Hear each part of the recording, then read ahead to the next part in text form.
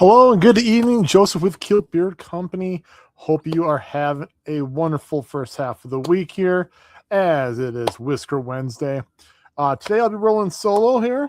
I think we got some cool discussions. Hopefully, a lot of people jump into the box here, and we can have a pretty good conversation. So I'm excited for that. But I kind of threw this thumbnail up.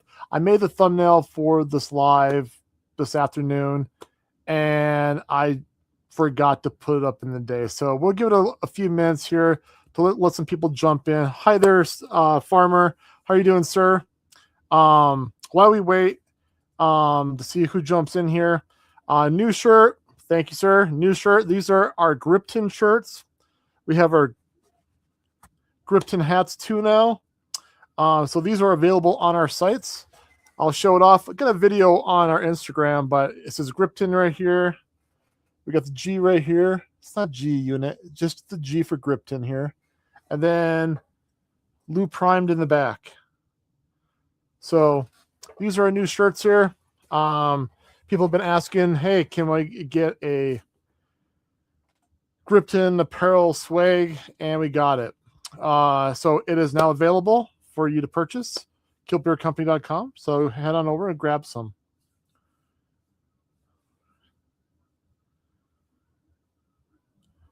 That sounds like a lot of rain, sir. A couple weeks ago, we got quite a bit of rain out here at one time, like all at once. Yeah. Like I said, really quickly, I'm doing the solo tonight.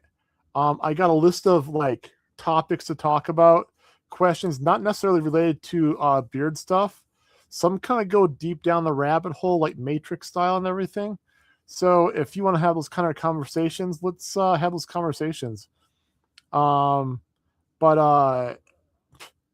this weekend, I'm looking forward to taking Dakota to Insidious 6 or something, Into the Further, or yeah. So we're gonna check that out. But yeah, I got some cool discussion questions here. So buckle in. I think they're going to be fun. A little bit about history, a little bit about science and theory, and whatever else we can come up with. So that's what we'll be talking about tonight. Of course, we'll talk about some beer products and some Gripton products and alike, you know. But kind of the jam for tonight. In case you don't know, I love history. When I was in college, one of my undergrads was history. So I majored in U.S. history, minored in world history as one of my undergrads. Ever since high school, I always loved history. And when I was in doing my undergrad, I was doing the general for a while because I didn't know what I wanted to do. And I was going to be doing something else. I don't even know what it was even now. And they said I had so many credits, I could do 2 undergrad studies and still graduate in 4 years at the same time. So yeah. So I got an undergrad in history and I got an undergrad in communication studies too. So, hey there, Sam. How you doing, sir? Like I said, gonna have some cool discussions, I think, tonight. Hopefully you guys can participate. I'll be rolling the solo. But I think these topics and questions or discussions will keep you guys engaged. They always keep me engaged. So, but anyways, yeah, so I love history. I'm a big fan of it. I was almost hoping that Fox Dash was off today because I think he would like this discussion right here. So he likes soccer, man. He's one of those guys. So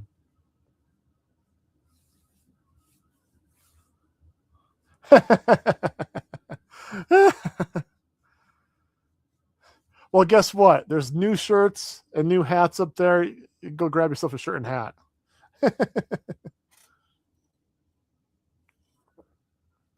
I don't think soccer's amazing, but I know it takes a lot of hard work and it's cutthroat to be the best of the best, but I don't know if it's amazing. That's not how I would define soccer. What's that one sport?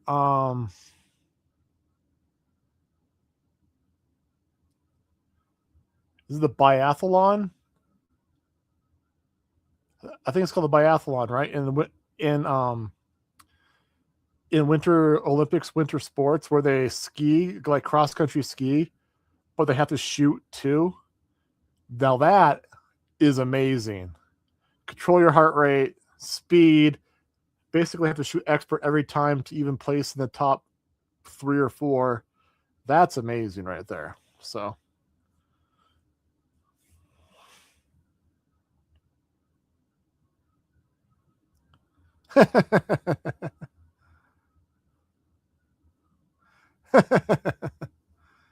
um yeah, so back in the day when I would do these discussions and I would roll solo like 2 years ago back in the day, I would just go onto the internet, ask what's the top 10 discussion topics, throw a little bit of my flair in there, and then get some really outside the box things.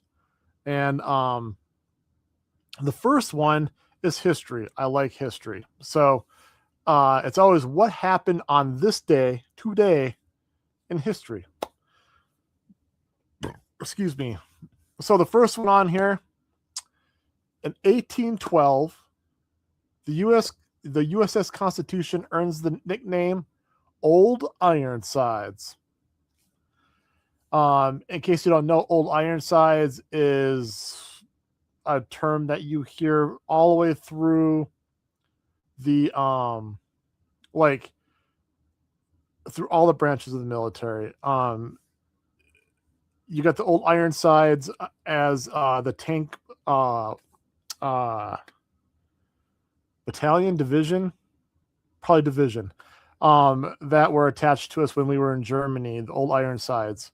So back in 1812, USS Constitution earns the nickname Old Ironsides. Old Ironsides carry over into many branches of the military, many verbiage in the military. And so that's what happened today in 1812. Another one, which is I think really crazy that today is happening, and I this pulled up, but in 1814, the British troops landed in Maryland on their way to Washington, D.C. 5 days later, the British forces burned the major government buildings in Washington, D.C., including the White House. Today. What? Almost 200 and what was that? 212 years ago. So the White House burnt down in 1814 on this day. Yep, that is true. That is true. I'm sure a few other things were being saved too that even for back then was on the hush hush. But they also at that time they actually were thinking not to rebuild that. They were actually thinking of moving that somewhere else. There was about 3 to 5 different places where they were going to reestablish the White House. But they did decide that was the most strategic area at that time for them to rebuild it. But yeah, so pretty crazy. Like I said, we're on this channel today.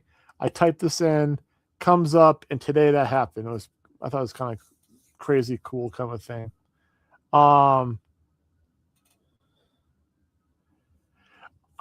You know what? I thought they were thinking of like Chicago or something like that, but I didn't want to say it and be wrong, but I thought it was like Chicago. Because of the Great Lakes.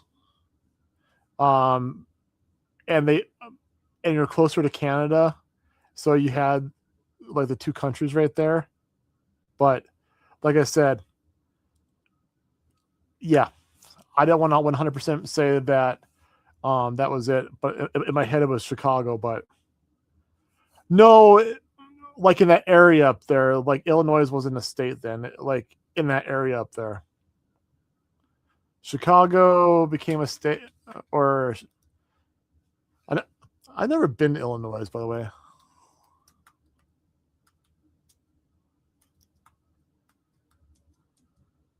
So Illinois became a state in 1818, actually. So yeah, that would not fit that one right there. So I'm glad I didn't say it, but I said it after the fact. Anyways, maybe it was. Now I'm gonna have to look it up. Now you got me going here.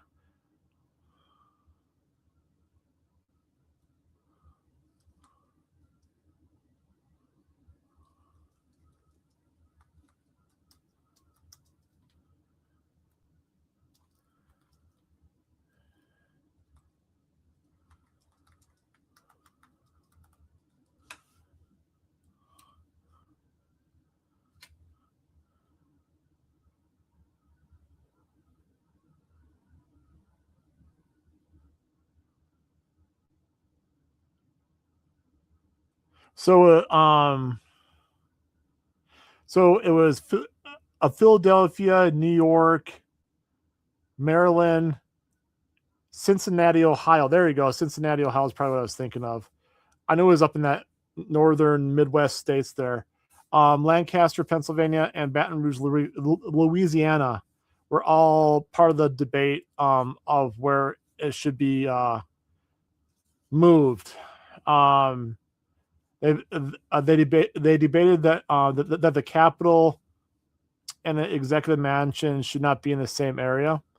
But I guess their heads prevailed, and that was defeated. So New York, Maryland, Cincinnati, Ohio, Pennsylvania, and Louisiana. I knew it was a Midwestern, but yeah, I thought it was Illinois, but it was Ohio there. Farmer, it was Ohio. You knew this. Also in 1791, going back a little further, Benjamin Banneker challenged Thomas Jefferson over slavery. Banneker, a mathematician and astronomer, wrote Jefferson arguing that the principles of liberty should apply to Black Americans as well. So this conversation was being held in 1791.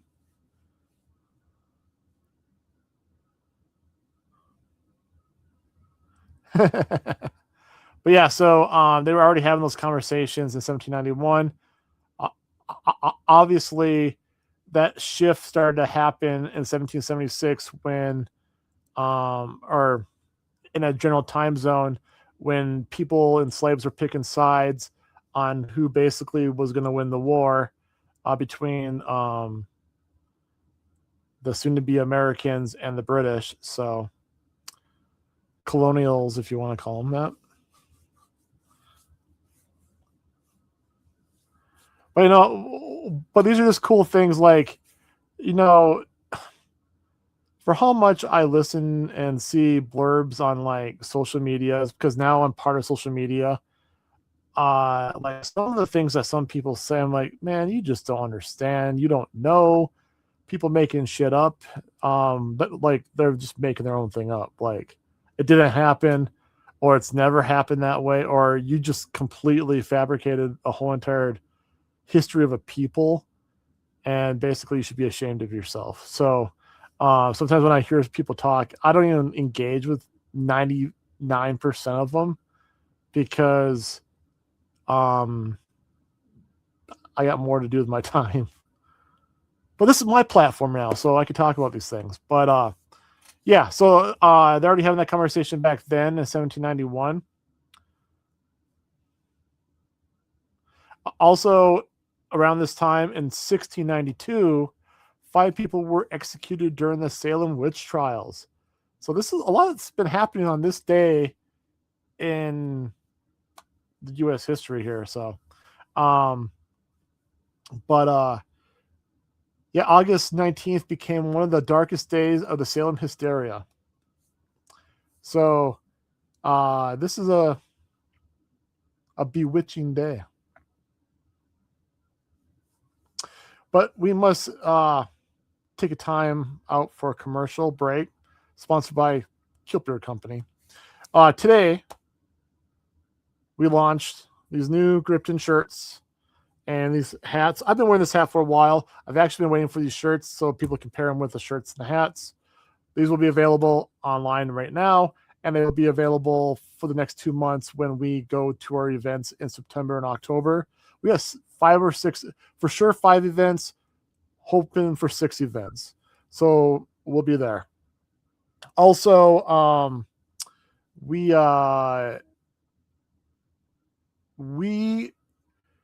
except for Vanilla Orange Swirl, basically we are working to transition into fall products within about a month. So no more summer products are being made. So we are trying to sell those out. So this is kind of like the 30-day warning kind of a thing. If there are any beard products, mustache products that you are looking for that are part of more of the summer collection and you would like those, now would be a good time in the next 30 days to grab those. We're going to 3 huge events in September. Well, 1 huge, 2 big events, and the vast majority of it's going to get sold out. So probably before September 11th, I would want to make a more for sure purchase if you are looking to grab any of our summer products that are still available. Just as a heads up right there. But right now, once something's gone, it's gone. Yeah. So when you got so many SKUs on a thing, it's available now. So let's say I got 30 butters, 50 butters, whatever right here of Vanilla Orange Swirl. Well, I have to split those up for individual orders. I have to split those up for what we're calling beard kits. And then you got to split it up between that and the we're not calling them complete kits anymore for a different reason I'll explain in a second, but they're called sets now. So like the Vanilla Orange set instead of complete kit. We had to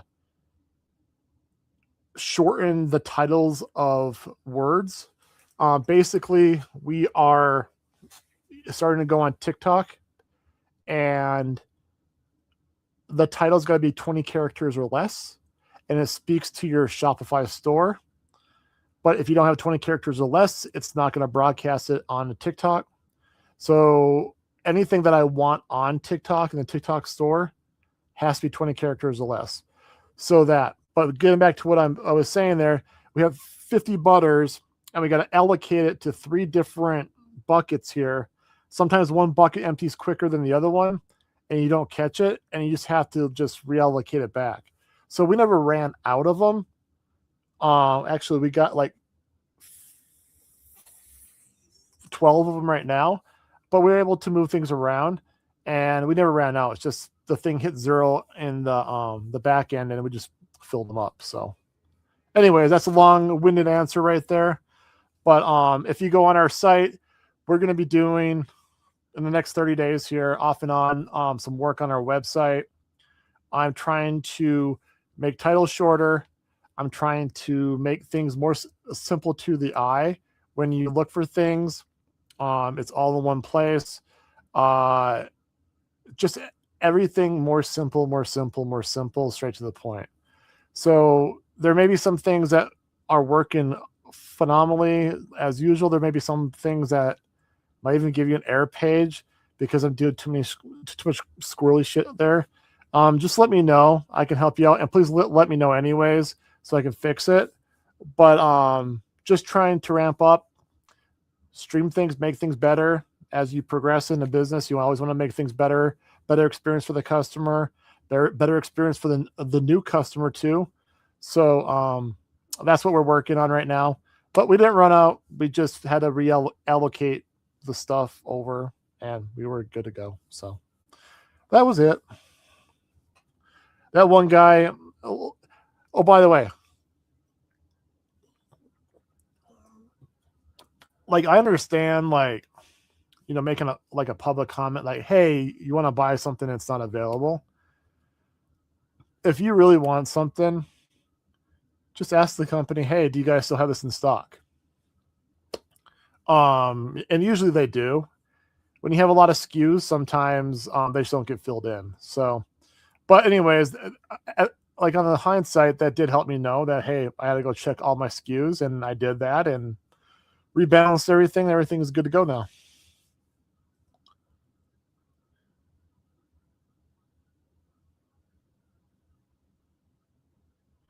Are you talking about for the black ones here or the caramel one that you purchased, Sam?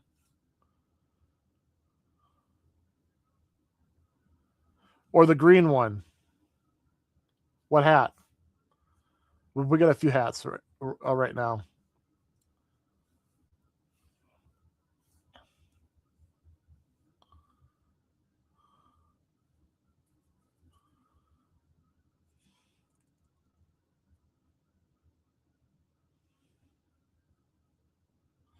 Yeah, right now this time of year, I'm balancing trying to bring the summer stuff down, but have available for it to kind of just ease out.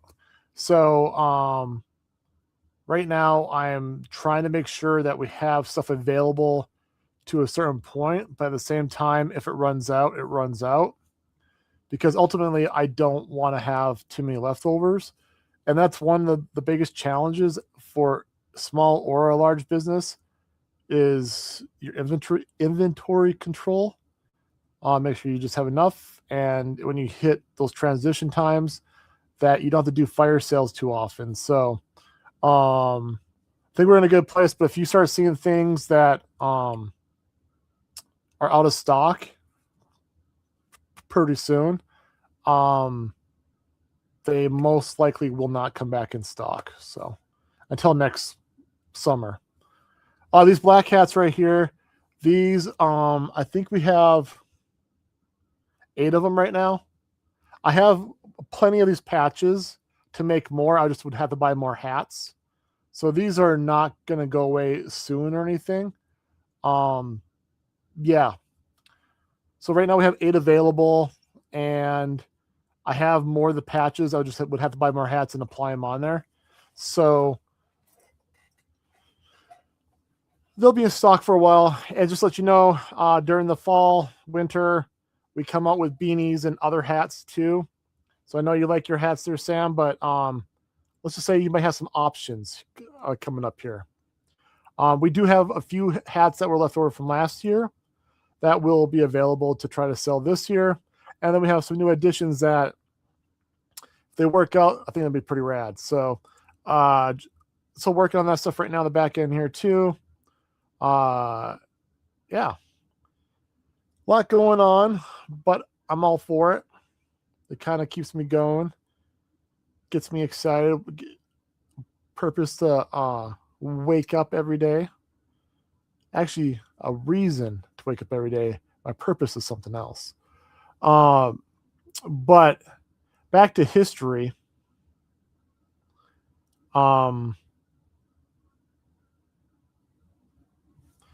See if there's anything else cool is in here.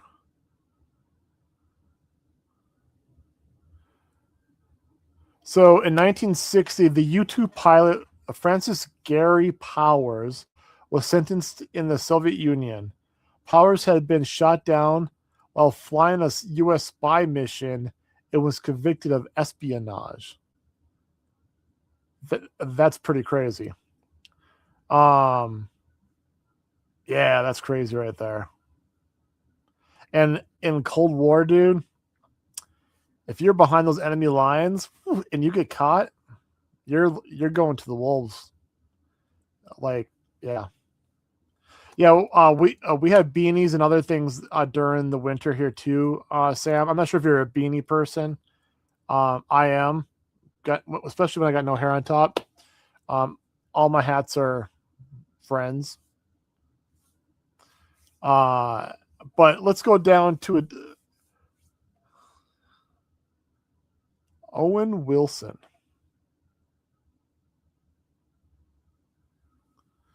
Owen Wilson. Owen Wilson. Owen Wilson.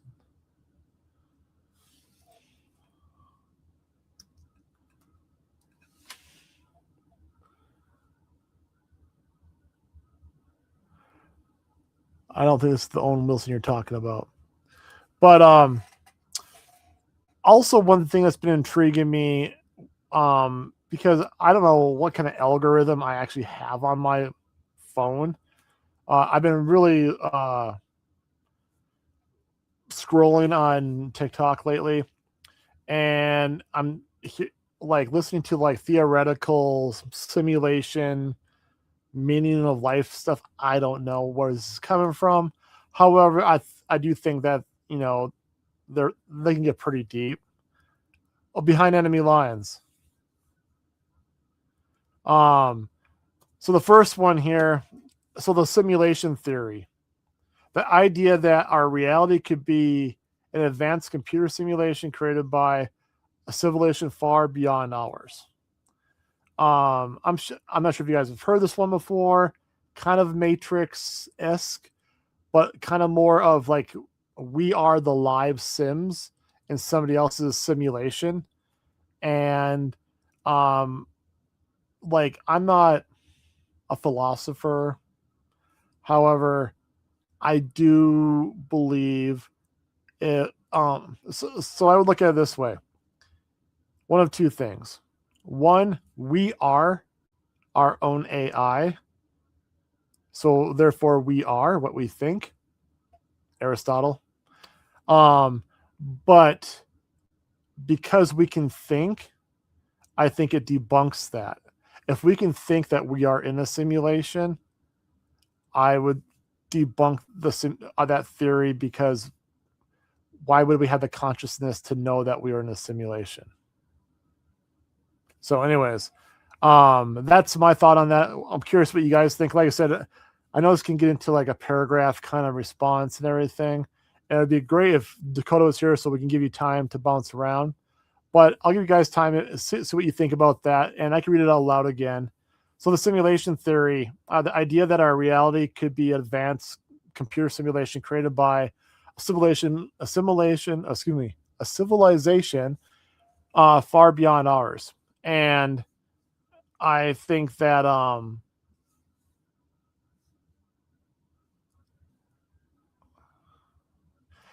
like I think the question for you might be, if you found out tomorrow that life was a simulation, would it actually change the way you live?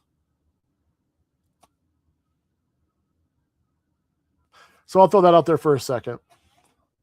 Yes, no, why? If you found out somehow that this is all fake or real, well, like I said, it's just a discussion. I'm not throwing, well, I could talk about something else that I was listening to, which was crazy, and probably would be a great discussion on Fox Dash's Sunday thing. But Gronk, whatever number they're on, uh, from what I heard, I don't know how much is fact, but from what I heard, when they were doing Gronk 4, they were asking the Jesus questions and the creation questions, and they did not get the responses that they thought it was going to say. And the responses were actually it was actually using a mathematical approach about the probability of life, and Jesus and God, and basically it really went down a deep rabbit hole in that one, where let's just say the cliff notes is yes, Gronk proved from basically the power of 200, the likelihood of there being a higher being, a higher power, and Jesus was a person, or at least existed in our time. So it's pretty crazy. So I'm not sidestepping religion. I'm just talking about just towards this question here. But if you woke up and found that life was a simulation, would it actually change the way you lived?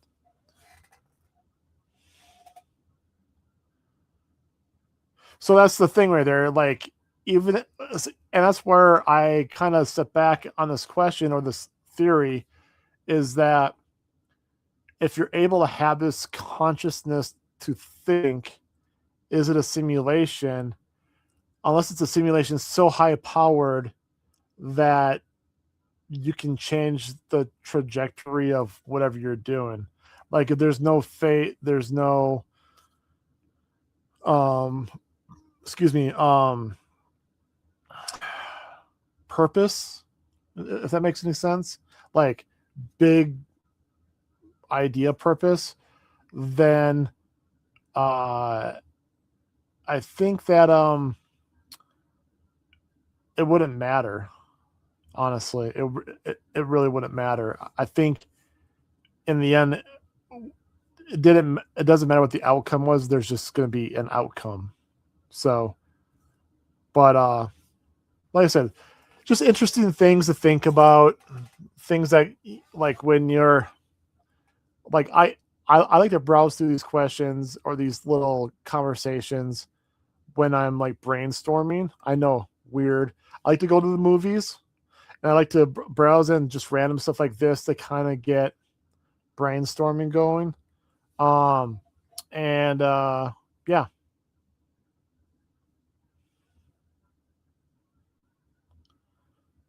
Repo Man. Okay, that's been a while. Well, when did Repo Man come out?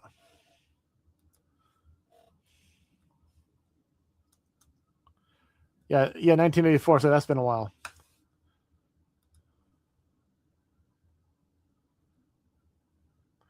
There was a crazy one that came out. Shoot, I wish I could remember all these different movie titles. If I have Victor here, that guy's an encyclopedia for videos, movies, and series and everything. Um, it was just recently where they had an AI who was a judge, jury, and executioner, literally all in the same thing. And you would have to, this is not so much in the simulation part of it all, but not simulation part of this topic, but you basically had to prove your innocence, and you couldn't prove that you were not guilty, because the AI was meant to already have proven that you're guilty, and what and that, yeah. So it was the flip side of things, because they have a camera everywhere, everything. They can do reflections, they can do timestamps, they can triangulate and all this other stuff. And they found out that basically you could fool the system still, because humans are squirrely like that. So it was interesting.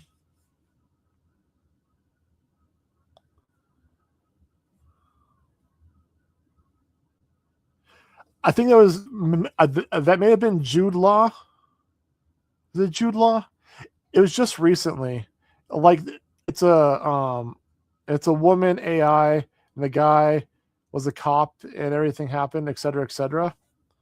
Um, yeah, I thought it was pretty cool. Like, going, like, I enjoy movies that are not complete remakes, that they have a little bit of creativity and originality to them.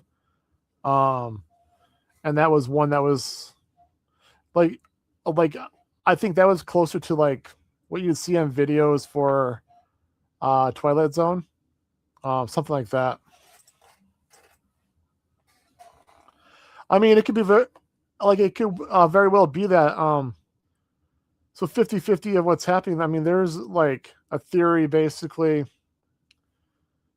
big decisions in your life, whatever you choose to do or don't do, it basically breaks a thread in the universe, and some part of your self, soul, essence, whatever, maybe so complicated that we can't understand it, takes that path, and then that will have other decisions in the future, and they'll split off too and split off too. But the thing is if they kind of come back and like cross paths again, that's how you get deja vu, because you intertwined with a thread of you, past, future, whatever the case may be. So something along your 50-50 there, but that is a theory there, farmer. Yeah, I think that's what it was there, Sam. It was just recently, I think the past year or two, that I saw it. I I I have a lot of like movies or music that goes on in the background when I'm working. I've been that way since I was in high school. Having noise, or I'm not ADD or ADHD, which there's nothing wrong with that, but I like to have some kind of noise or music or something going on. So I wasn't fully engaged into the movie, but it seemed pretty cool for what it was. Do I believe in alternate universe? Um, like when I get asked those questions, um, I always would say, based on the information that I know or that I've been given, I would say no. But I also would be like, that doesn't mean it's not there for an alternate universe. If that makes any sense? Like, yeah, I think that's where I stand. Like, do aliens exist? I've never seen one. I've never seen a picture of one. I've never whatever. Does that mean that they don't exist? No, it's just I've never seen them. So, I think that's kind of how I look at things like that. Just because you haven't seen them or you don't believe in it doesn't mean it doesn't exist. And I think that's an appropriate path, because like when it does happen, like, oh, there's little green men that do run around. Okay, interesting. You know, I don't take it so to like I think a personal level. Yeah, I just take I take it more of this is the information I have right now to make a decision, and I roll with it. Same thing in business or in life in general. Like, we make all our decisions based off of all the facts we have right now. If they're right or wrong in the future, we'll find out, right? But that's all you can do, is just make the best decision with the information you have right now, to act or not to act, and that's all you can do.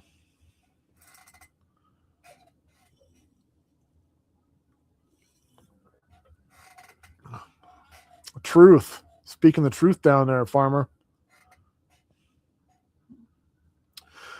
So the other one here is the Fermi paradox.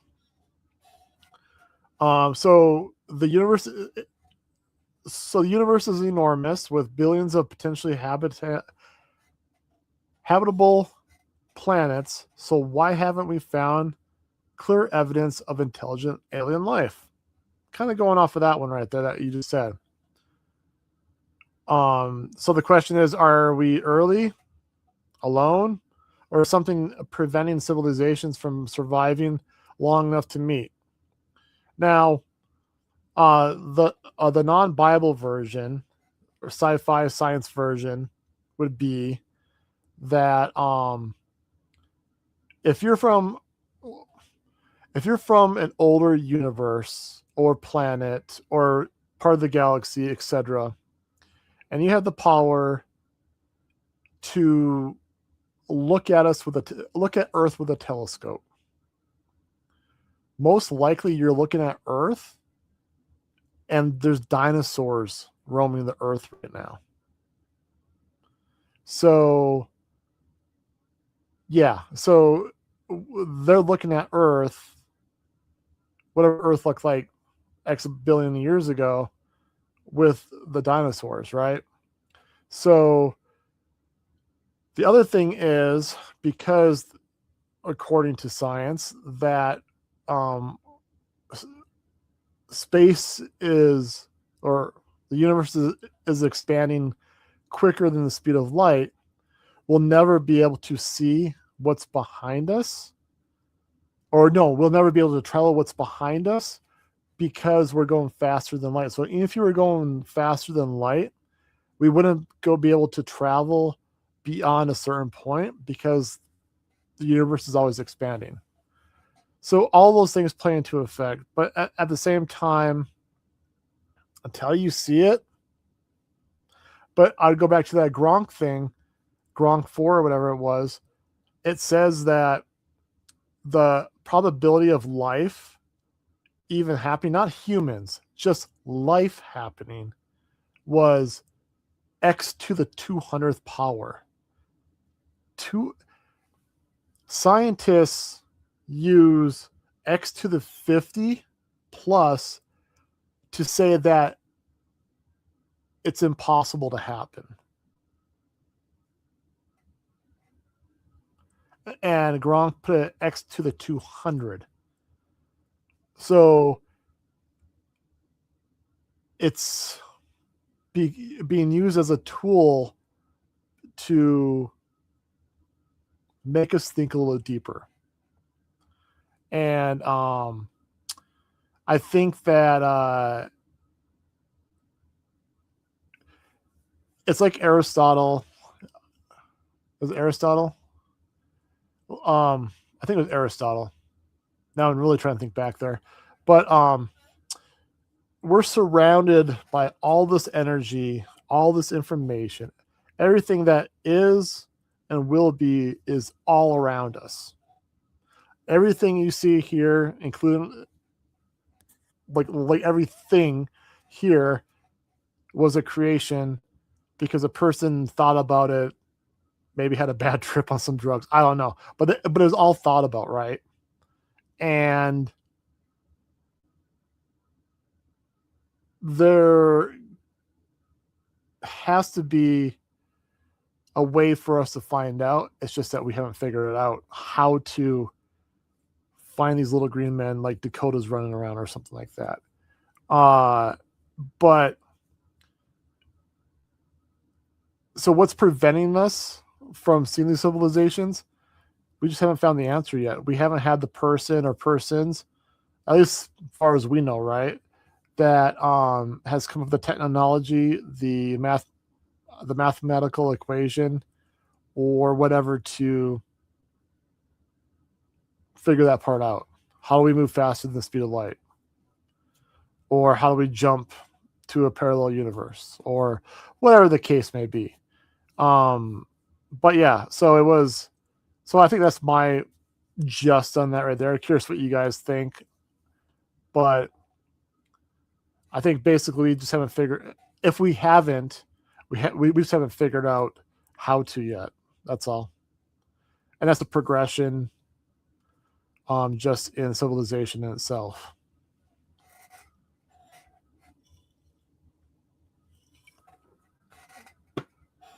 And I also would think the real question would be, let's just say there's multiple civilizations out there. Let's just say that was a fact. What is, or does life, maybe they don't look like humans, right? But does life look different on a planet? Like, are they a certain creature? If they were a certain creature, do they embody two main things that humans go through, basically, that has created a struggle on Earth. One is,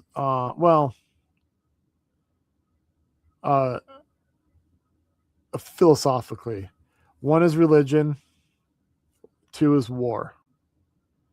So, do those two things advance civilization, or do they make it drag on very slowly to advance?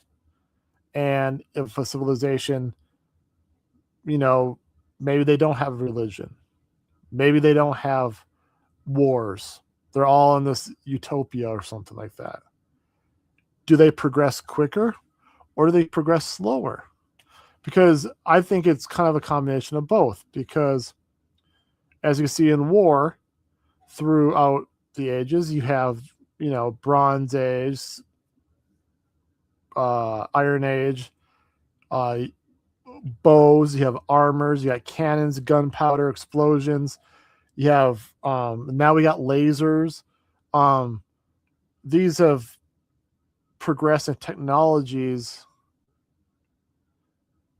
but has that progressed us as a society as a whole? If you look at the rest of the world, kind of would say probably not. If you look at like first world countries, you probably could say yes. So as a human species, have we progressed? I'll leave that one up to you guys. But there's still people that are struggling to, walk 3-5 miles a day to get water, so they can just drink water, maybe take a bath once a week or something like that. And we're worried about if our Uber Eats is going to make it on time. So I think as a human species, I don't think we've progressed. I think in a very micro level we have, but not in a macro level. Because I don't know how that barrier gets breached, and some people would say that that's why there's the Bible, etc., like that. But I don't know the answer. So kind of throwing out some things there. If you guys want to comment, just make a comment. If you just want to listen to me talk, that's absolutely fine too. But having that random talk tonight, that I think are just cool discussions to have, that not always just talking about beards and everything, which I love talking about beards. Beards are amazing. Stashes are amazing. I love y'all. But I like to have deeper conversations too sometimes.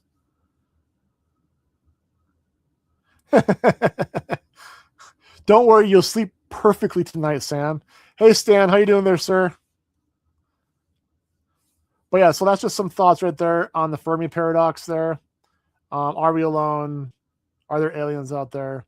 Why haven't we been able to see any of them? I think those are all my observations, my reasoning. We don't got our shit together, is one. B, we haven't come along as a species. We haven't utilized the answers that are all around us to be given that privilege to interact with them if we have not already. So that'd be my thought right there.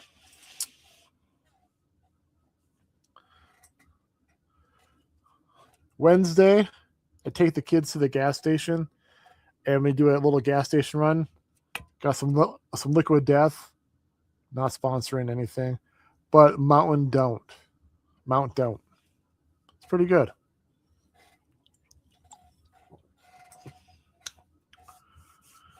And it's Dakota's fault, by the way. Started one day about a year ago. Joe, you want to try some Liquid Death? Because he's always drinking these carbonated drinks. And I'm like, dude, slow down on the carbonated drinks. I mean, hardcore Costco carbonated drinks, like the waters and everything, sparkling waters. And then he found Liquid Death. I was like, oh, I don't want that. I'm good. I tried one, like, oh, it's pretty good. I tried another one that's good. Next thing you know, I got 4 cases, 5 cases, 6 cases in my fridge. So thank you, Dakota. Just tried the peanut butter cup one last week, I think it was. Also got the Pop Tart. The peanut butter one is just like water, but the taste and how your brain receives it feels like you're drinking a milkshake, and it's a sipping water. So,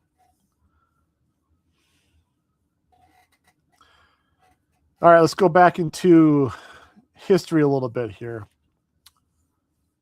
So, in 14 AD, today, Roman Emperor Augustus died. So he's Rome's first emperor and one of the most consequential political leaders in the Western history. Died at the age of 75, which is super old for that time. That's like 110 years old in today's standards. So if you could sit around a fire and have whiskey with one historical leader, Augustus, Washington, Churchill, Lincoln, Roosevelt, etc., like that, who gets that chair? Throw down in the comments.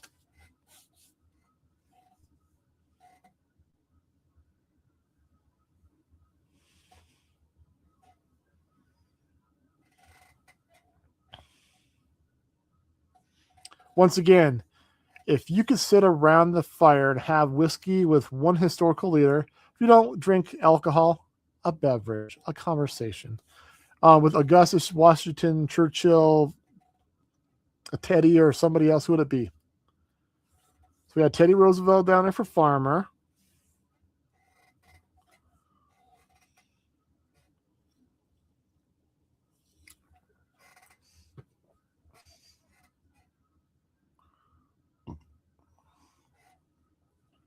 I got hairs straggling everywhere today on this thing. Anyways, observation there.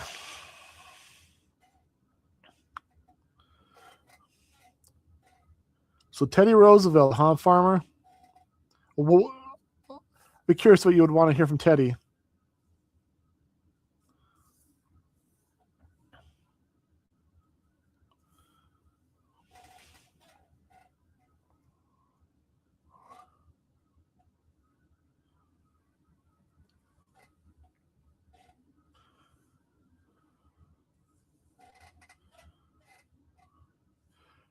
So I'll share 2 with you, and they're for different reasons. While you guys think about what else, who you may want to have a conversation with in that chair. One would be Benjamin Franklin. I think that'd be a pretty cool one. I mean, that guy was the international globetrotter extraordinaire. I mean, from inventions to thinking to the way he communicated with heads of state to world heads of state, et cetera, down the line. I think Benjamin Franklin would be a pretty crazy conversation.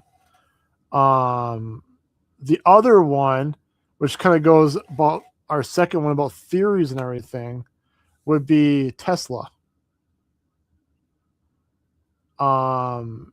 You keep hearing about different things that Tesla was working on or hypothesized or did when nobody else is watching, kind of working on things.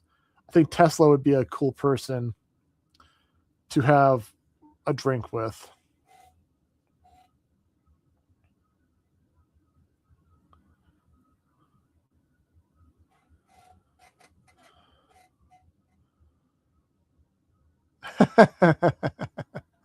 That's funny there, farmer. Yeah, no, that guy, Franklin had a, geez, like that guy was, I think, equivalent to then a rock star, like a literal rock star, it, like a solo rock star right there. Um, but yeah, a Ben Franklin for me, a Tesla for me would be the 2 people for two totally different conversations, but I think they would be very interesting conversations nonetheless.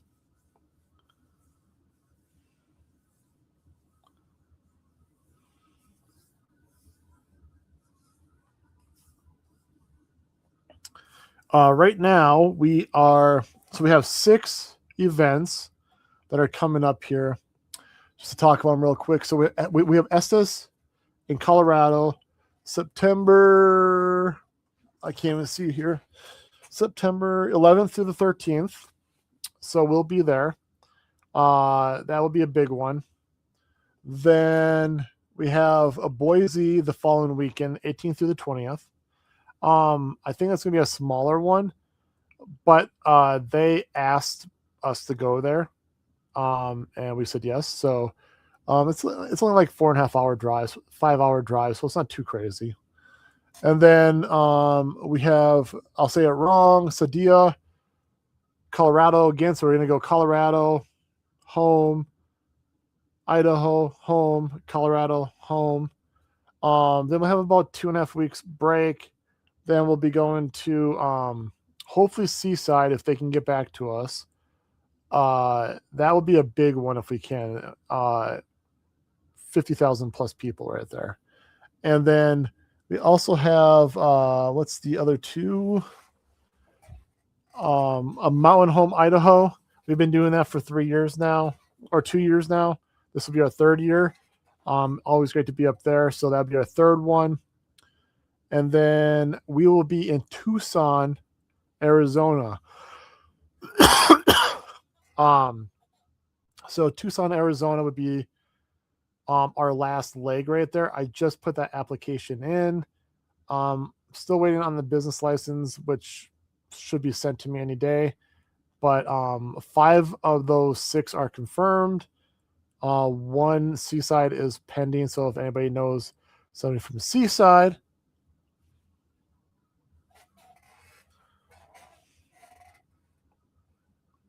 yeah, there's a lot of like amazing figures. Like Churchill would be a good one, honestly. However, I probably would understand a lot of those old English folk. Um, I think their English would be actually really difficult to understand. Nonetheless, I think it'd be cool conversations though. Just make sure you bring a tape recorder and don't show them because then they'll think you're like a witch or something, you know, or a warlock or something like that.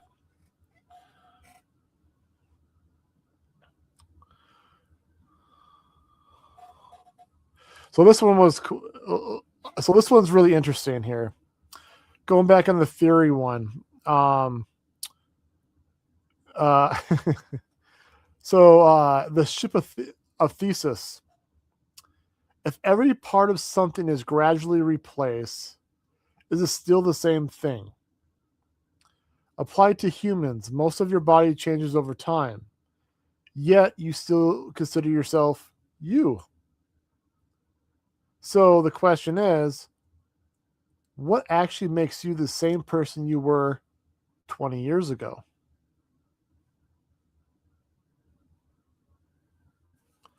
Let that one sink in for a second.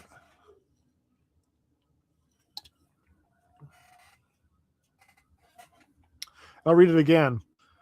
So if every part of something is gradually replaced, is it still the same thing? Applied to humans, most of your body changes over time, yet you still consider yourself you. So the question is, what actually makes you the same person you were 20 years ago?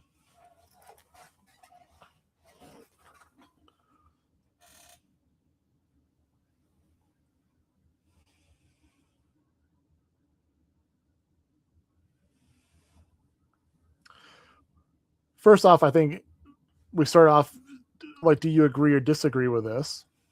Like, are you the same person, or are you a different person?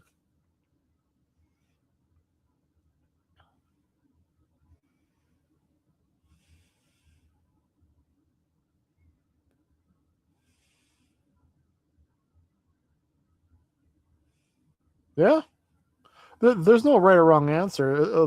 These are not necessarily right or wrong answer ones here. and the history ones either, because like history's already happened. So I mean, some people can just deny what happened in history, but history is history, right? There's a paradox on that one too, by the way.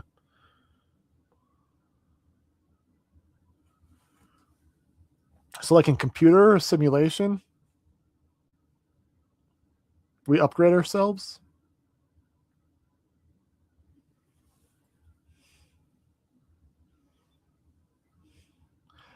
Or could you say the paradox compels you through another paradox?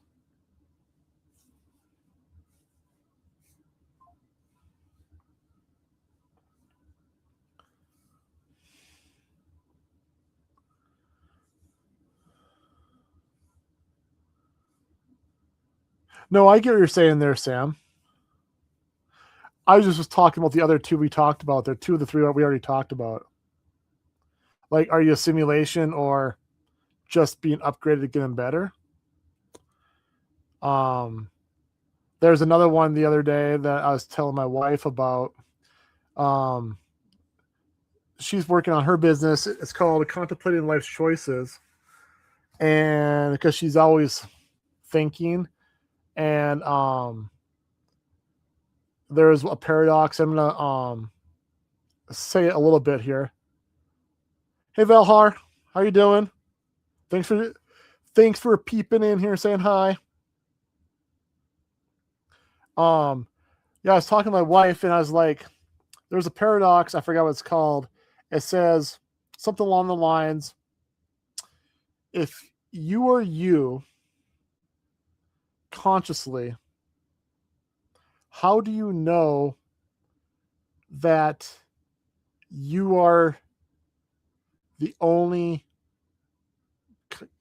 How do you know that the others are not as conscious as you? Are they just hollow? And do they see the world and everything the same way you do, kind of a thing? Um, I butchered the whole entire thing. I wish I had it right here, but it was like, I go, so everybody else is a robot, right?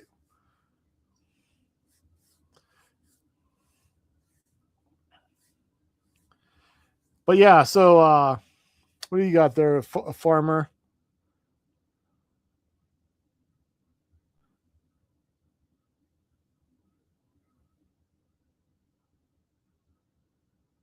Well, they also say on this paradox too, guys, is that if you have a ship and you start replacing the parts of the ship, is it the same ship? You can also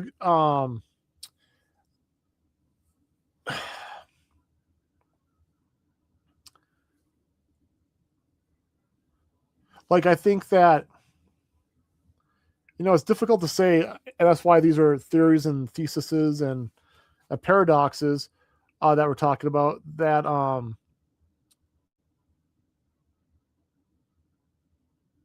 I think when you get deeper into the thick of things, and this is where the deep conversations go in about religion, soul, afterlife, if they're, excuse me, all these things is what is at the center of all that too. And I'm not going to get deep into that, but I think that is can be a focal point right there too, right? Because you are trying to figure out, like for example, and I'm not replacing myself, but like, so I grew up in Wisconsin, right? And I was really good at football, like really good at football. When I was a freshman in high school in Wisconsin, I already had the University of Wisconsin looking at me to I don't know what they called it back then, but they wanted to sign me for a future to play for the University of Wisconsin.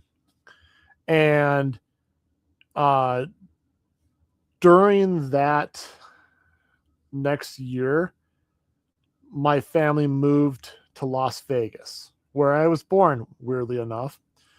And When I moved there, the coach was from Wisconsin, but nobody else knew about me. I went on to have a great football career in high school, whatever that means, right? Because you're not getting paid, so it's not necessarily a career. But I played really well in high school. But because I moved and nobody was there, I kind of phased out of that whole thing there. Now, my part in this, I'm trying to get back to what this one is there. Though I was not physically replaced per se, pieces were slowly being replaced because I have changed locations. So it may not necessarily be a actual physical change per se. It could be a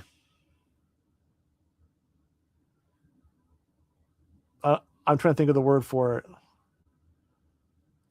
This word change. It's kind of like that one right there. The what was it? The da, da, da, da, da, da.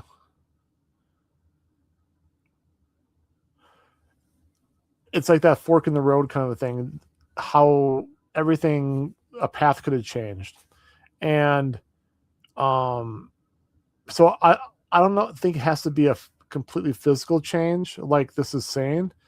I think sequence of events can dictate that change, because change is also, as far as us humans know, is a conscious thing too. Um, like when I lived in Wisconsin and I moved down to Las Vegas, so I grew up in Wisconsin. I never traveled up to the age of 16. I had never traveled outside of Wisconsin, Minnesota up until that time. And when I moved to Vegas, it was a huge culture shock. And that culture shock was from the way I dressed to seeing different ethnicities that I've never seen before in my life. Where people were actually driving expensive cars. People weren't just wearing sweats and a hoodie, and say that you're in the cool crowd, like they were where I lived, because it's freaking cold where I lived, and it was so cold that it's like you're not trying to be completely cool the way you dress, you're trying to stay warm. So I think it doesn't have to be necessarily a physical you can see change. I think it can also be a environment, social change that can be that change. I guarantee you, half of this country, if we could bring them all to go visit a second and third world country for a year, then come back here, they have a much more appreciation for this country and what we have, even though we have flaws. There's nothing's perfect. Yeah. So I think social environment, though it's not physical, it does create those changes, or the kind of like what Sam's saying, the more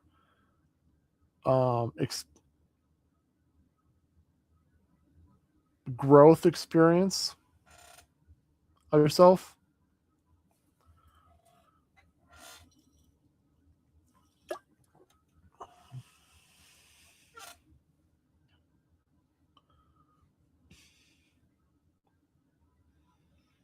So what Farmer's saying there, so to Sam, like if it burns down and you rebuild it, it goes back to the White House too. Like I don't know, I don't recall how much was still there at the White House. I'm sure they probably tore They may have kept the foundation but built back on it. I think that if something were to burn down and he rebuilt it exactly to the same exact spec as it was, I would say that it is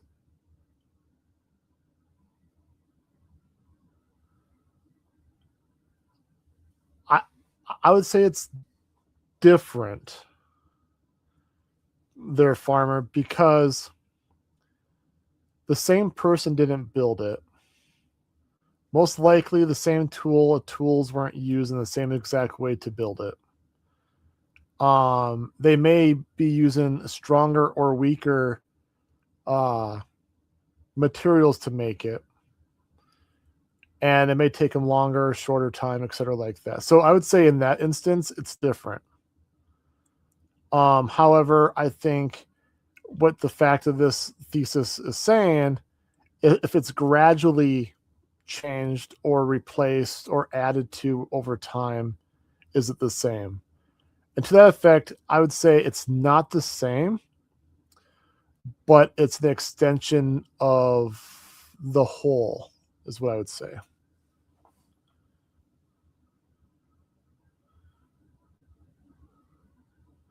Right. Well, like I've been to so many first world, second world, third world countries. Maybe you can consider fourth world countries, but probably the first is third world. Um, and you get quite of an appreciation when you're. I mean, just having. I mean, as silly as it is to like us, like Americans and our GIs, you're like sucking when you're eating an MRE. But as you're eating your MRE, you see like kids who are half clothed going into trash to get their food for the day, and it's from your MREs. And you see that just in general, that's a real appreciation that we don't do that. I mean, yeah, like I said, we got our own flaws, but at the same time, the idea of toughing it, some people don't know. I mean, they like it for a good blurb on social media, but that's about it. I mean, like none of those people are going to want to give up what they have to experience that. Sounds cool though. So history, going back up to history.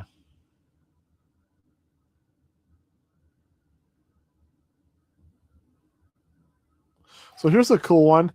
So I'm starting to go through my baseball, football, basketball collection of cards, getting back into the card hobby. So, hey Jacob, how you doing, sir? We're just talking about history and paradoxes and theories and things like that.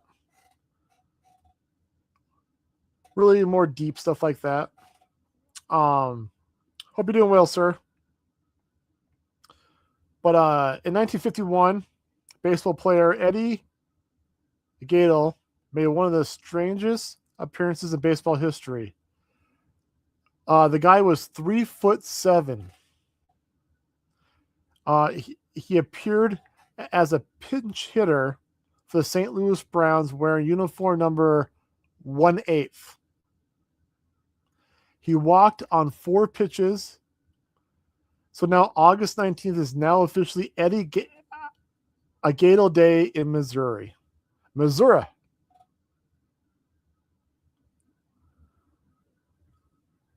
My dad was 52. My mom is 53.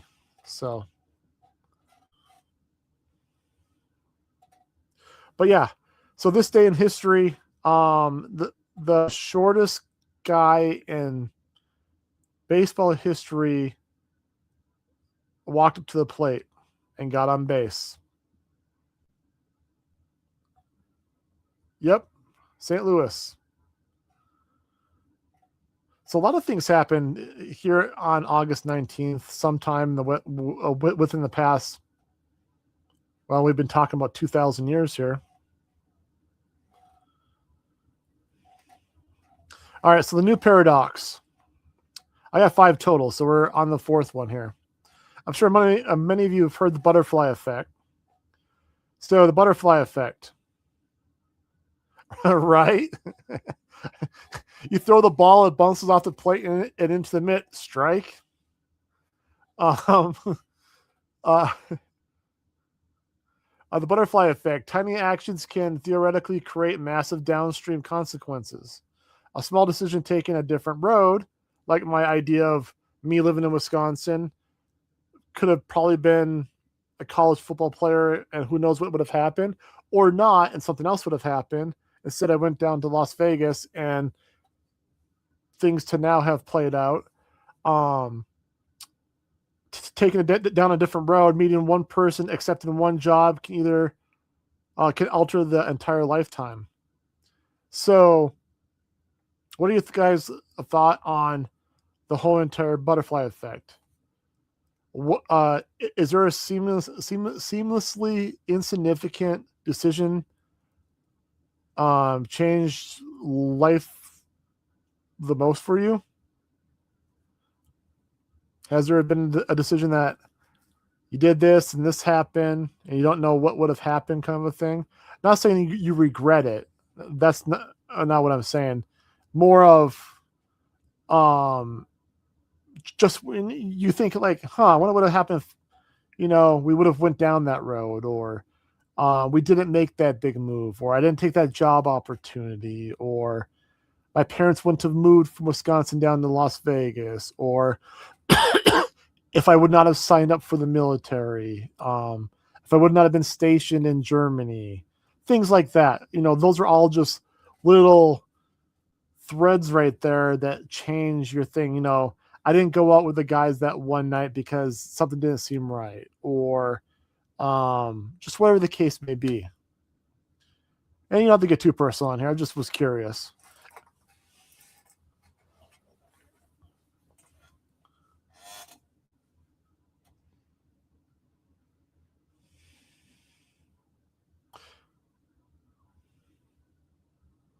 Yeah, no, it's not like I'm a firm believer that you shouldn't be stuck in the past. But I think it's a very natural thing to have this cross your mind. I If you're always thinking about the past, what could have, would have, kind of a thing, I think that you're not maximizing your future, or your opportunities. Same thing. Like I said, these are just 5 questions I got to chat about, because I've been having a whole bunch of them come across my algorithm feed for whatever reason, about paradoxes and theories and stuff about the universe and all this other stuff. So I'm not sure if maybe the universe is talking to me. I don't know. But I thought it'd be kind of cool just to chat about it.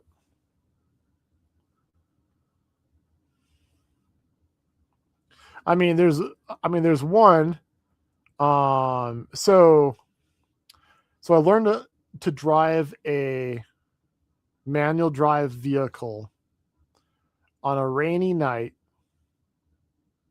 on the Autobahn in Germany with a drunk guy next to me, because I was the DD who was trying to teach me how to drive his Mustang to take him to the party or the club.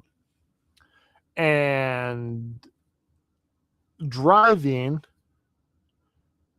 since I was the only one that's paying attention and sober, there was a vehicle flipped up side down in my lane. And before I saw that, there was a vehicle that was facing me on the side of the road with its lights on, which is completely odd because Autobahn is 2 totally like different sides. And I was looking at like that makes no sense, and I literally had a 3 to 5 second maybe to swerve right and go around, or who knows what would have happened, right? So there's a bunch of so I've had a bunch of things like that. But that was a pretty crazy one. So uh that's how I learned how to drive a manual vehicle, was on the Autobahn in a Mustang with a bunch of drunk dudes driving in the rain. Yep.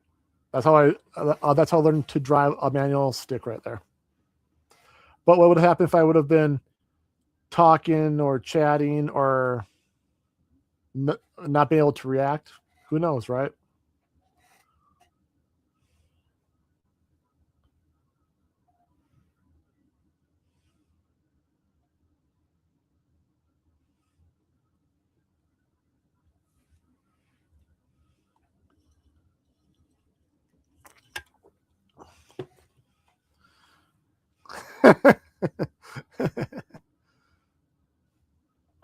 Yeah, you can. You definitely can write a good story on that one.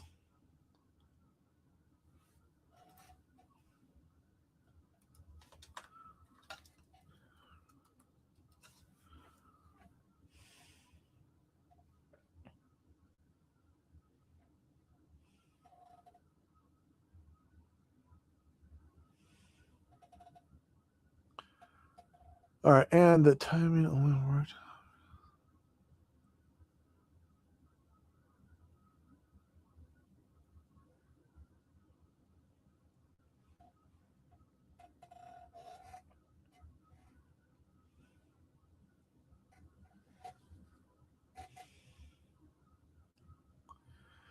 Did you have a different text before that one there, Farmer? Or maybe you did? I think that you would have said something else there.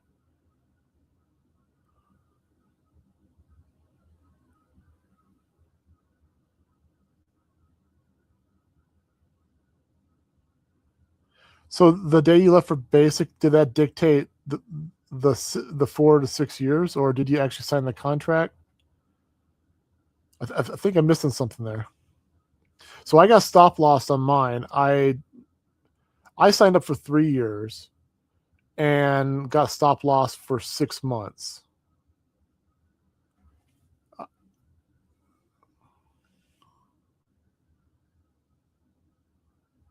I don't think they came through on my side.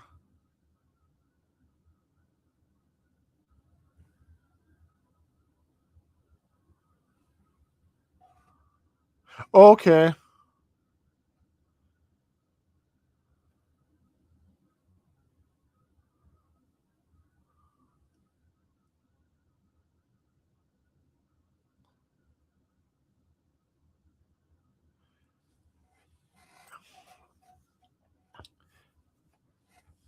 Hey Jacob, we should actually like legitly talk about that. I'd love to come up there,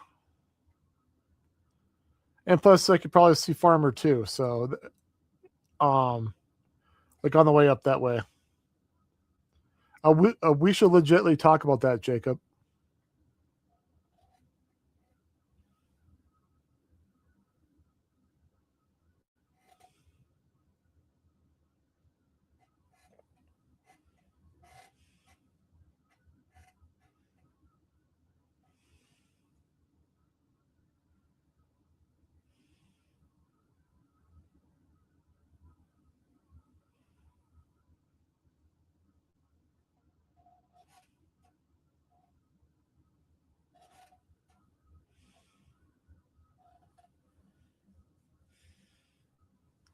Um,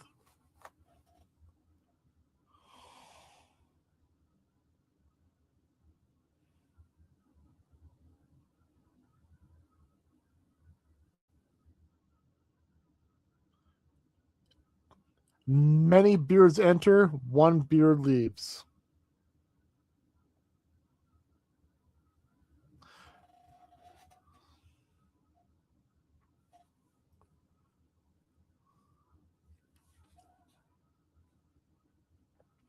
So here's a dark forest theory that goes back to the one paradox of the Fermi paradox that we talked about a few moments ago.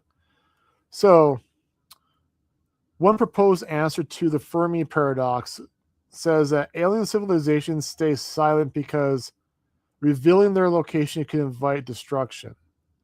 The universe may be like a dark forest where everyone hides because nobody knows who is dangerous. Question: if humanity detected another civilization, should we contact them or stay quiet?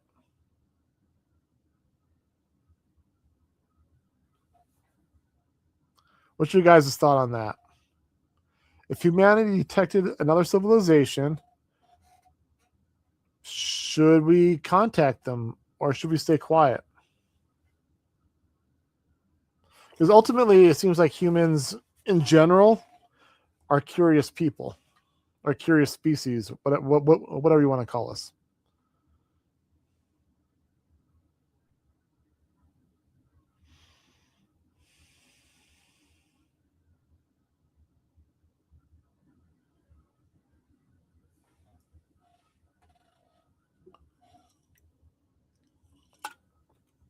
I'm kind of here thinking of like the movie the Sixth Element or something like that. But anyways,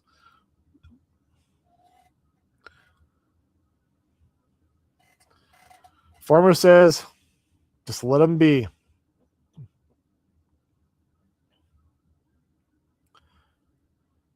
Because like the way I look at it, and so it goes back to my thought earlier that you know the human species plays a lot of religion and war are two intertwined things that uh I'd hate to say that it's a fabric of our being, but it feels like that in a sense. So like I would we would assume somebody's hostile, I think as a whole, versus that they come in peace. And do they have a different enlightenment approach? No religion? Do they not fight wars? Are they just a species as in utopia, like I said before, that they just collaborate and think of so many amazing things, and that's why they can travel to other planets, you know?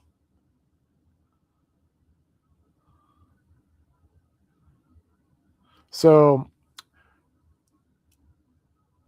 I also would say, would it benefit us? I think that's the biggest question. Would it benefit us for us to know or have somebody else know that we're here? Does it benefit us? And weirdly enough, since 50s, 60s, they've been trying to make contact with something. So somebody out there in the government or whoever, black ops or whatever you want to call it, the deep state, thinks it's a good idea. So, all right, Spock.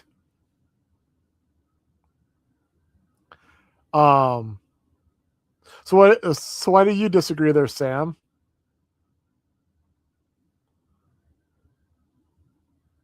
And I agree there. Uh, there's an awful lot of space to waste out there, but like in space, as far as we know, um, there is just a lot of space there.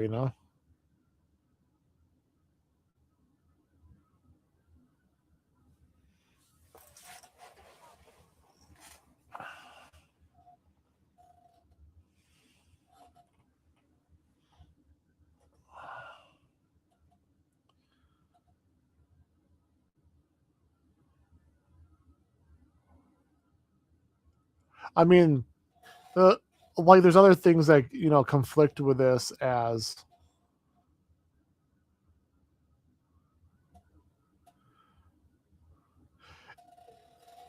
and I also would like religion aside, I would agree with that.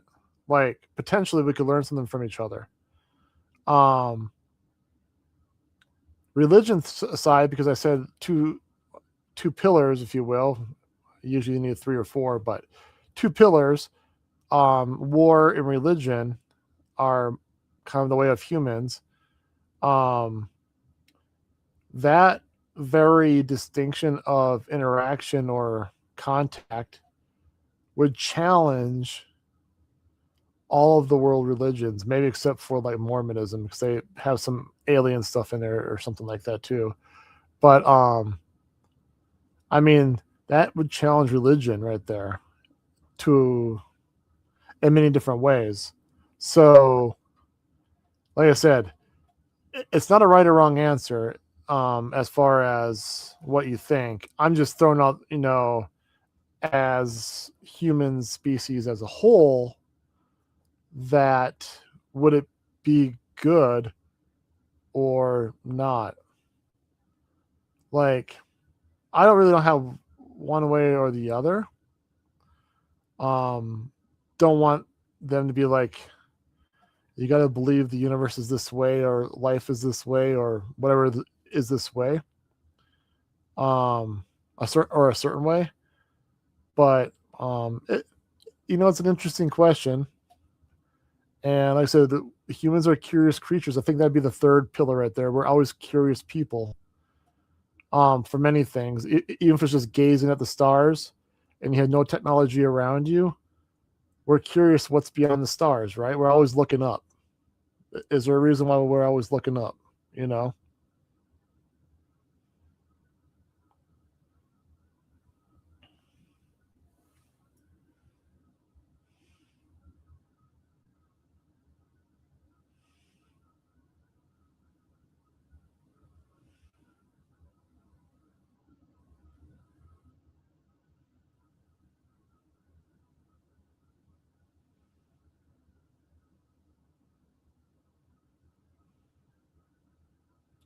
I'm looking at the other history things here real quick. See if there's anything that I think are kind of cool on here.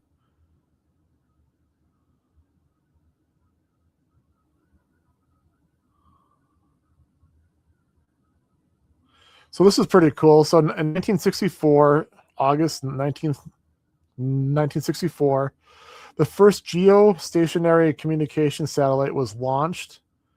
Syncom 3 later helped transmit live television coverage of the Tokyo Olympics across the Pacific. So that's pretty cool.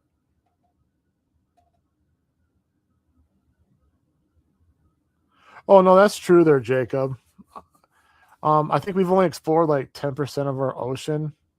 That's about it. Um, but that's completely true. But when we go into the word explore, it's kind of only what we can see, right?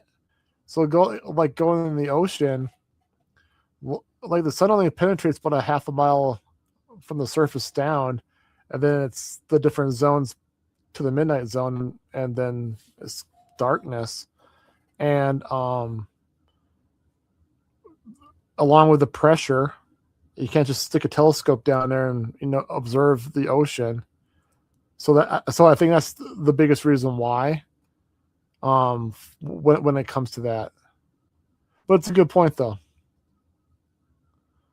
If we had a telescope, or we could overcome extreme pressure down there, I think we would do more exploring down there.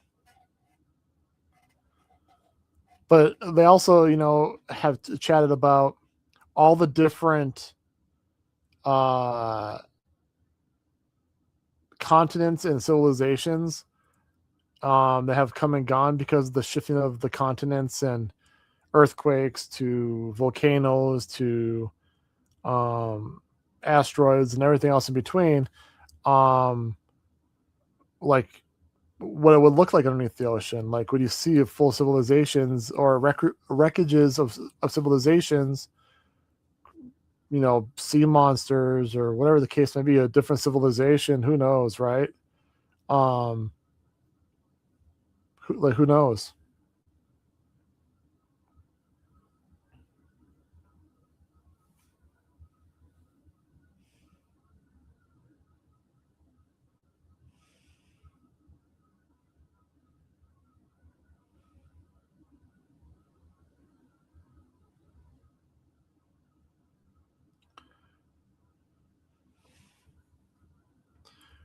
All right, my last theory of the night.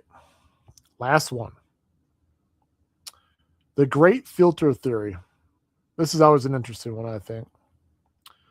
So, one explanation for why we don't see advanced alien civilizations is that there may be a stage of development that almost no civilization survives. The unsettling question is whether humanity has already passed it or whether it's still ahead. So the question is, what do you think humanity's biggest existential test will be?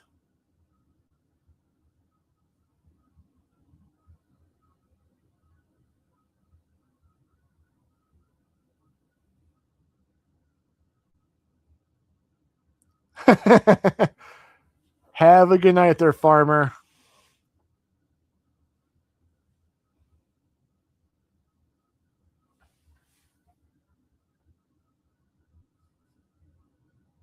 Yeah. So I saw a crazy one the other day. So we live out here in Utah, and I forgot what it's called. It's like one or two of them. They kind of look like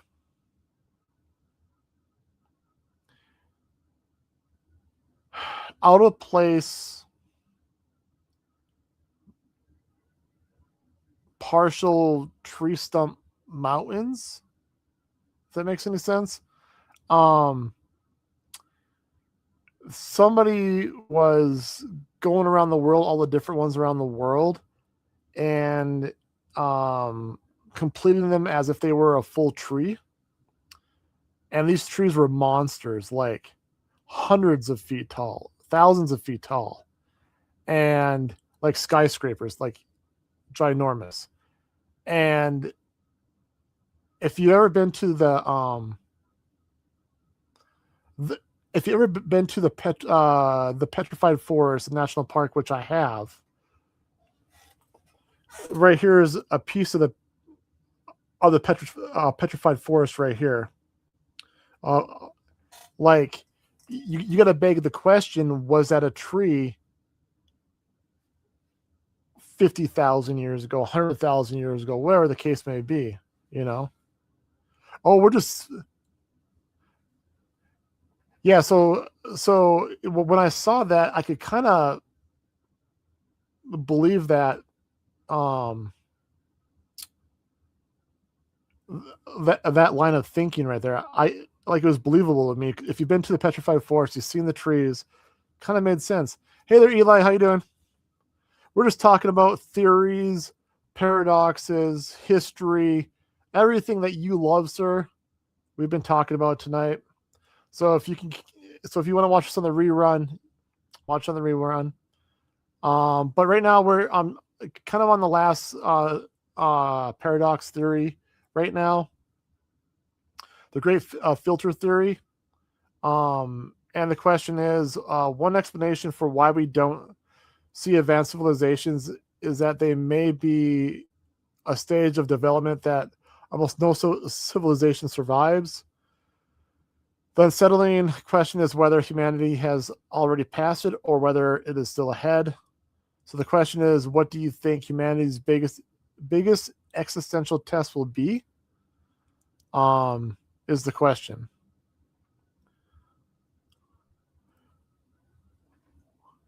So, like for me, in 2026, when I was growing up in 1980s, it was something completely different.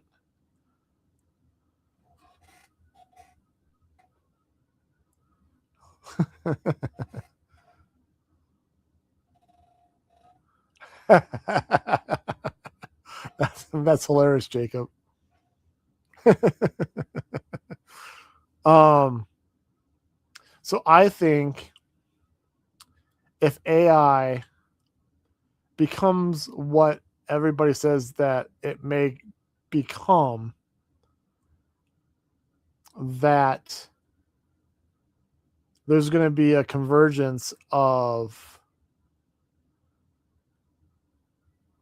kind of a new species, AI, if you want to call it a species.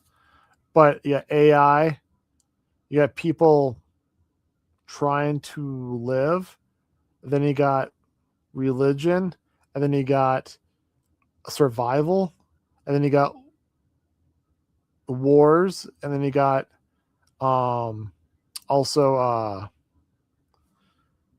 what's it called? Not land, but resources that everybody's going to be going for. What can they all coexist? Does one overcome? Is it a big something something that happens? I think that's the biggest test when those convergences happen, because if AI takes over, let's just say it does. Not going Terminator theory or anything like that, but there's going to be more people out of work, and there's going to be maybe 4 or 5 companies that are the big companies that control basically almost everything, information to everything. What happens when mass society cannot afford anything? Do you like how is that done? So all those things right there, I think, are the next largest test. What the outcome is going to be, I think, is the big thing right there. And I would say that maybe these other societies have either surpassed or overcome their, I don't want to call it Frankenstein, but that hurdle right there where everything in their psychosis kind of meets, and they overcame it, or they coexisted, or everything came together to make a better whole. I'm not sure. Anyways, I'm kind of mumbling right there, but that's kind of like me speaking out loud right there. Kind of, I think that's the biggest thing is AI, war, resources, religion, and how those are gonna just come together. I do like the aliens lock their doors when they fly by Earth. Right? Like, I mean, there's a lot of parallels there. Jacob, I saw like a robot doing cartwheels and karate and running across the Arctic, and they're testing them for like their elite status to overcome like extreme conditions. I'm like, to an extent, what does that part like benefit? Like, I think AI should be a tool to better ourselves, like discover cancer, AIDS, hepatitis, all these other things that are around the world.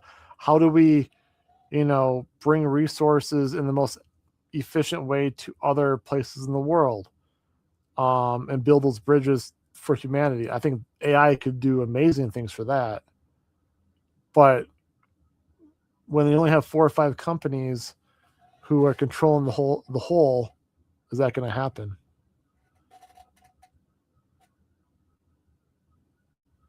Yeah, we went through the simulation theory already there, Eli. Um, the simulation theory is a very interesting one.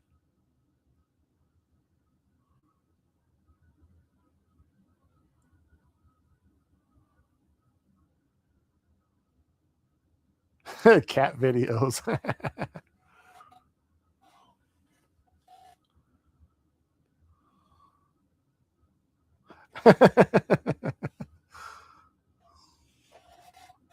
Well, I don't know if this is on subject, but like, so my daughter is going to be in 5th grade, and they're doing, it kind of blows my mind, a capstone for 5th grade. In case you don't know what a capstone is, it's basically a project that brings forth an accumulation of everything you've learned up to that point in a certain study. I guess that'd be elementary school, and do a project. Well, they're expecting the parent to invest 3 months to help them do the project. And I never did a I might be the only one. I don't know about you guys. I never did a capstone in elementary, junior high, high school, or my undergraduate. I did do one in my graduate degree, but like, I shouldn't be doing the research for somebody or helping somebody brainstorm and do research if they haven't been given the skills yet and call it a capstone. It's kind of a soapbox, I think, too, at the same time, but I was pretty heated on that one the other day. And yeah, the red crayon tastes better. Oh, I was telling my daughter about that the other day, like how, when we were kids, that, like, oh yeah, she said that a kid sniffs markers in class. And I was like, yeah, you guys don't have the markers that we had back then. Ours weren't regulated. Markers, whiteout, even the paints that they would have for art class, etc. down the line. And she looked at me with her eyes wide open, like, really? I'm like, yeah, like, yeah.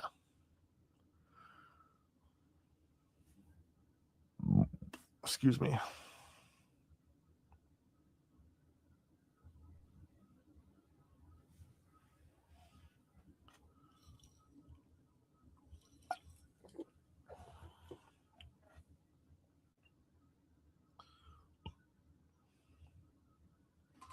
Cement glue.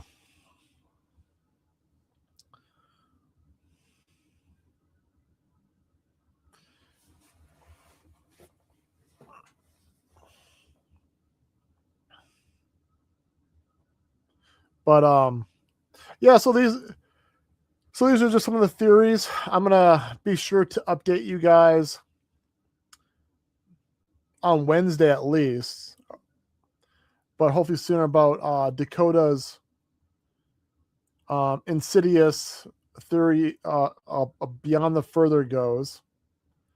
I wish I could, like, somehow like record him or his vitals or something like that, because I think this one's gonna be one of those more scarier ones for him.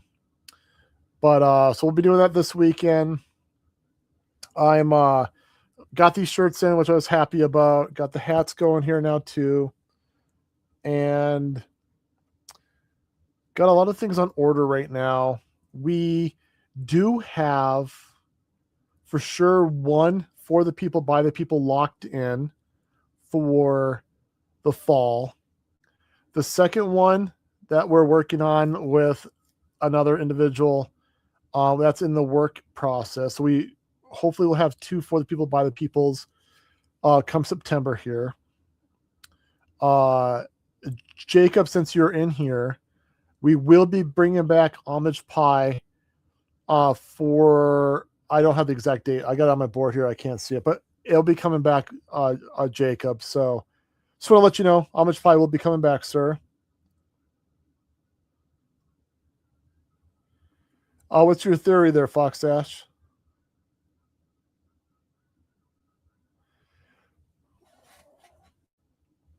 So Sam, the first run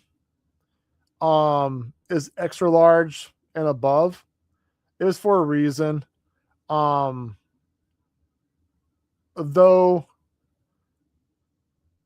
people come in many shapes and sizes, the big group that this would target would be the athletes who are much larger for the Highland game athletes. That's not going to be always the case, and I could miss that one completely on the head, and that happens. It just happens. However, that being said, if you do want one of these shirts eventually, let me know in the next order. I will definitely get you a shirt. And if I have more people who are in the larges or mediums that request them, I will get them. But more times than not, these particular shirts were for certain type of athletes that are they're big bone, they're country fed kind of like people. Just saying. But I can definitely get you one though for sure.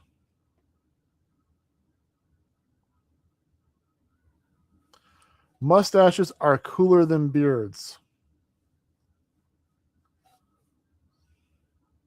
Yep, that was just the reason why.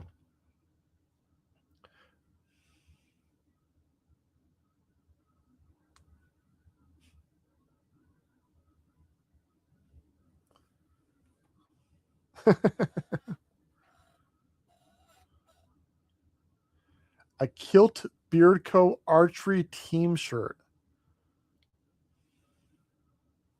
I'd have to see what that looks like.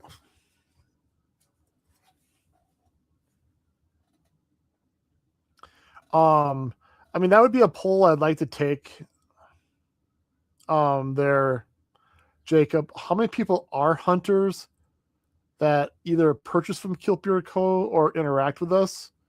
I would like to know that somehow. I'd like to figure that out. If not this year, for sure by the end of next year. And just to let you know, I haven't done archery in like 3 decades, so if I come up there hunting next year, it's got to be a rifle or something like that because yeah. I mean, it wouldn't be hard to make and make you one and everything like that. That wouldn't be difficult. I just want to see what it would look like.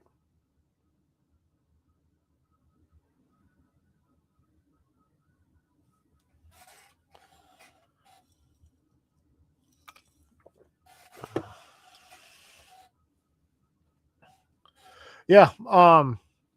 If we can plan the dates, when the dates are, it's usually around Thanksgiving time, right? I'm guessing it's usually Midwest's time is Thanksgiving time area. Like the week before, a week after, or a couple weeks before, a couple weeks after, something like that.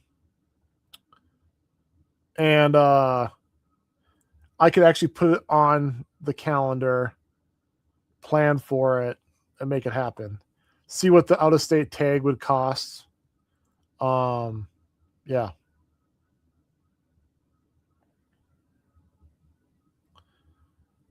Wear a forearm guard, I think it's called. Yeah, right before Thanksgiving and right after Thanksgiving. Yep.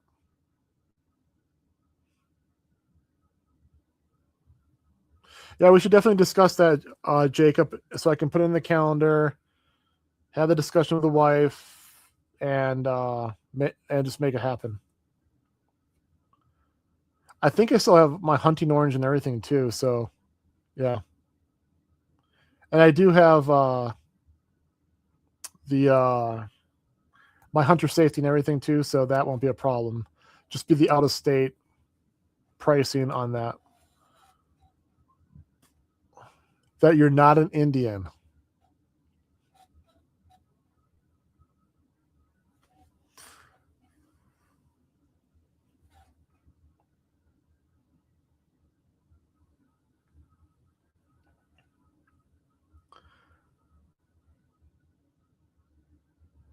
Yeah, so one last thing to repeat myself at the beginning. Summer scents for the most part are going to start winding down here for the next 30 days. We're actually trying to sell out of things. So if you want anything that's summer related,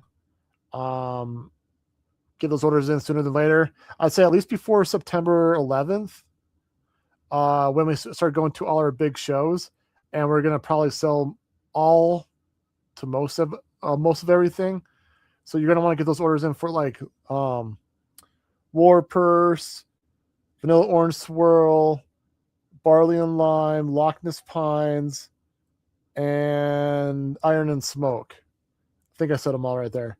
If you want any of those, get your order in before then. If you want any of those, just make sure you get them, because once something sells out, it won't come back till next year. So we have a huge lineup for the fall and a huge lineup for the winter. We're really excited about it. Got some amazing for the people, by the people products. We have another new product that we're coming out with also, and some very fun, creative, inspiring, and other words I love to say, scents that are coming out. So stay tuned to that. And read the last of these here real quick.